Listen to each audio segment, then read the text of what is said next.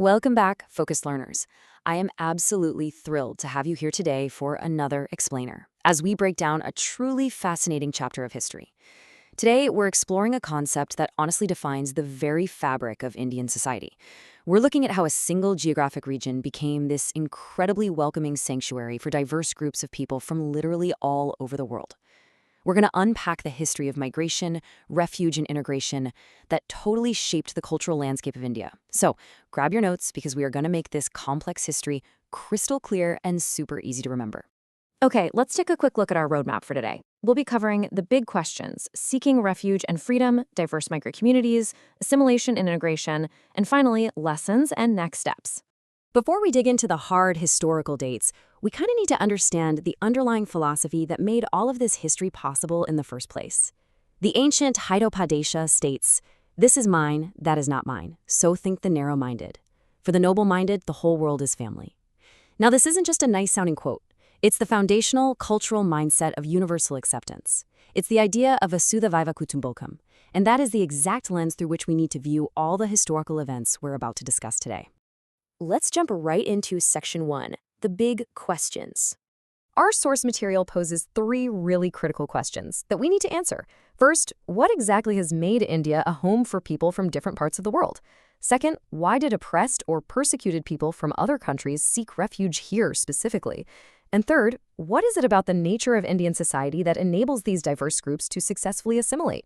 Stick with me, because by the end of this explainer, you're going to have concrete historical answers to all three of these. Moving on to Section 2, seeking refuge and freedom. You know, people rarely undertake perilous, life-threatening journeys across the world for no reason. Usually, they're pushed. And to understand why, we really have to look at the word persecution. The text defines persecution as hostility arising from religious, ethnic, social, or political motives, and it's usually accompanied by harassment or violence. This was absolutely the primary driver for many ancient migrations. A prime example from our chapter is the Syriac Christian community. Starting around the 4th century CE, groups in West Asia who used the ancient Syriac language in their worship faced some intense difficulties. Over in the Persian Empire, they were heavily persecuted because they were suspected of secretly helping the rival Roman Empire. But the tragedy just compounded for them. Even under the Roman Empire, they still weren't safe. They were sometimes treated as heretics. And a heretic is essentially a person considered to be holding beliefs contrary to the dominant view.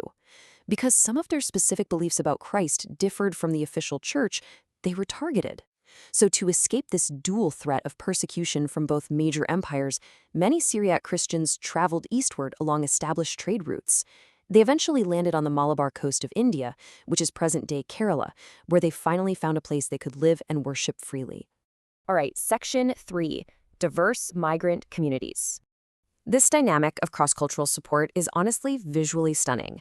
Take a look at this painting of the Maharaja of Travancore.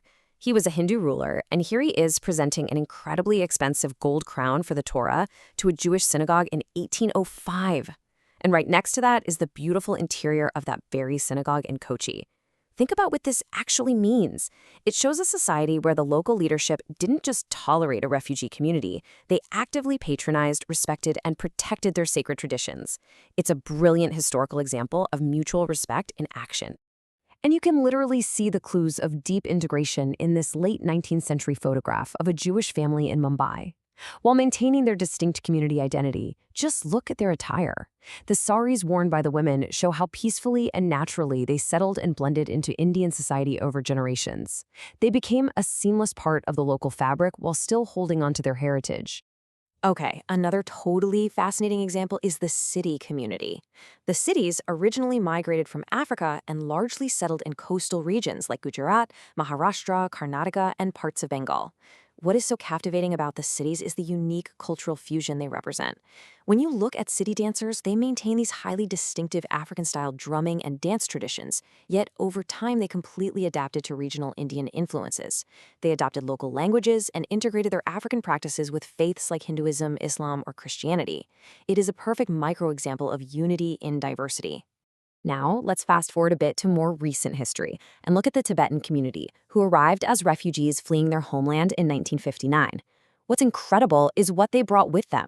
Aside from their rich spiritual traditions, they propagated their traditional medical system called Sowa Rigpa, or the art of healing. The system, codified way back in the 8th century CE, is a masterpiece of cultural synthesis.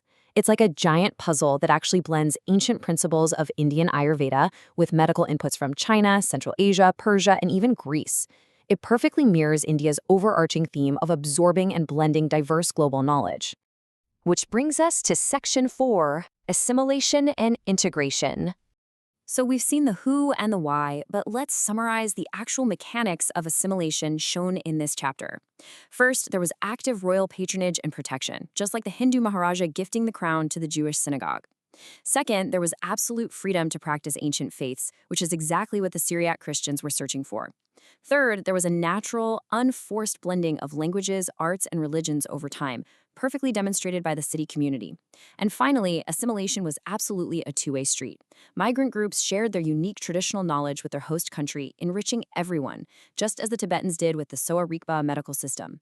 Mutual respect is really what allowed these diverse groups to thrive without ever losing their unique identities. And finally, Section 5, Lessons and Next Steps. Since we kick things off with a quote, it feels only fitting to wrap up with one. This is the last recorded message of Sri Sarada Devi. Learn to make the whole world your own. No one is a stranger, my child. The whole world is your own. This beautifully cements the chapter's core lesson. India's historical strength and its rich diversity didn't just happen by accident. It comes from a deeply foundational cultural belief in global kinship and the inherent dignity of all people, no matter where they come from. I want to leave you guys with a final provocative thought here. Look at the news today. We live in a world facing multiple severe ongoing crises that are displacing millions of people. So how do these historical values of refuge, tolerance, and structural integration apply to our modern global refugee situations? You see, history isn't just about memorizing the past. It's about finding blueprints for our future. The way ancient India welcomed the Syriac Christians, the Jews, the Siddhis, and the Tibetans offers a remarkably powerful lesson in humanity for the modern world. And that is a wrap for today's Explainer. I really hope this chapter breakdown has made this history not just understandable, but genuinely fascinating for you. If you're a focused learner looking to completely master this topic, ace your exams, and get access to even more incredibly structured, easy-to-digest breakdowns, make sure to buy our complete study bundles. The link is right down there in the description. Click it, grab your bundle, and keep learning with enthusiasm. Until next time, stay curious.